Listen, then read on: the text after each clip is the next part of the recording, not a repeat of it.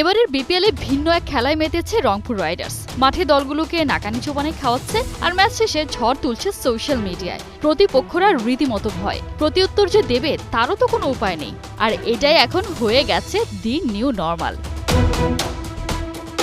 সেই রংপুর রাইডার্স এবারে সৃষ্টি করলো নতুন উদাহরণ, প্রমাণ করে দিল ফ্র্যাঞ্চাইজিটি সবার চেয়ে আলাদা, সবচেয়ে বেশি প্রফেশনাল। তারা শুধু তামাশা নয়, জানে কিভাবে খারাপ সময়ে প্রতিপক্ষ ক্রিকেটারের পাশে দাঁড়াতে হয়।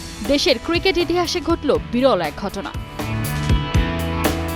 বিপিএলে ঢাকা বরিশাল ম্যাচে ঘটেছিল অনাকাঙ্ক্ষিত এক ঘটনা। গ্যালারির দর্শকরা বাউন্ডারি লাইনে থাকা লিটনকে ভুয়া দুয়োধ্বনি দিতে শুরু করে। না শোনার ভান করেননি লিটন, বরং ওইসব সমর্থকদের চোখে চোখ রেখে হজম করে নিয়েছিলেন সবটা। হয়তো হিসেবটাও কষছিলেন, ভাবছিলেন এমন জায়গা হওয়ার কথা।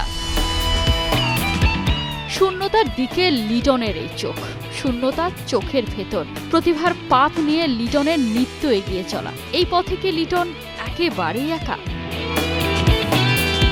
না, এ যাত্রায় লিটন আর একা নয়। সেই ঘটনা ভাইরাল হতেই লিটনের পাশে দাঁড়ায় পুরো দেশ। এলকেডিকে পূর্ণ সমর্থন দিতে স্ট্যাটাস শেয়ার করে তার দল ঢাকা ক্যাপিটালস। এরপরই হাজারো রূপকথার কারিগর উদযাপনের উপলক্ষ এনে দেয়া লিটনকে রংপুর দেয় সমর্থন। লিটনও ধন্যবাদ জানাতে ভোলেননি। তার প্রতি সবার এমন সমর্থনের প্রতি জানিয়েছেন কৃতজ্ঞতা। টক্সিক এই সমর্থকরা বোধহয় পারফর্মারদের জীবনের একটা অবিচ্ছেদ্য অংশ। তারা লুকিয়ে থাকেন সবখানে, যখনই সুযোগ হয় মাথা চাড়া দিয়ে ওঠেন। এই লিস্ট থেকে তো বাদ যাননি বিশ্বসেরা অ্যাথলিটরা।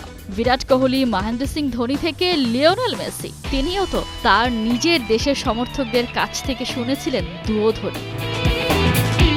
পথের কাঁটা সরিয়ে দাবি মিটিয়ে লিটন ফিরবেন কোনো এক শীতের সকালে, শরতের নীল আকাশে, হয়তো বসন্তের রঙে কিংবা ঝড়ের আরেক রূপ হয়ে। ফেরার গল্পের স্ক্রিপ্টটা লিটন যে বেশ ভালোই লিখতে জানেন। কোহিনুর কণা, ৭১।